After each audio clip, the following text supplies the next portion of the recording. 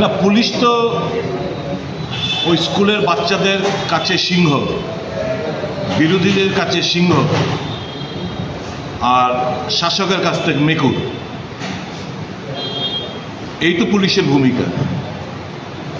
যখন বাচ্চা নিরীহ সিটিজেন, জনসাধারণ কিংবা বিরোধী দলের কোনো ভূমিকা নিয়ে তারা সিংহর মতো গর্জন করে, আর শাসক গোষ্ঠী কিংবা তাদের অ্যালায়েন্স পার্টনার তারার সম্মুখীন যখন হয়, তখন তারা মেকুর থেকেও অধম হয়ে যায়।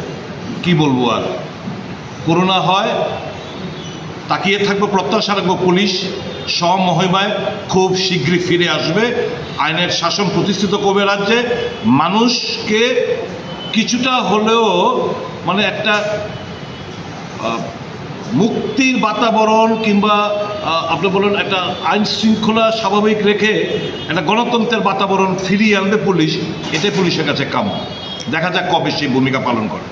একজনের নাগরিকত্ব নিয়ে সোশ্যাল মিডিয়ায় খুব ভাইরাল হচ্ছে, উনি নাকি বাংলাদেশের নাগরিক, এরকম একটা আই কার্ড খুব ভাইরাল হয়েছে। এ ব্যাপারে সেই যদি পুলিশ এখন এটা তদন্ত ক্রমে বেরিয়ে আসা উচিত, আসল কি না নকল কি, কি আসে বিষয় সবটাই এটা তদন্ত ক্রমে এটা প্রত্যেকটি জনসাধারণের জানা উচিত।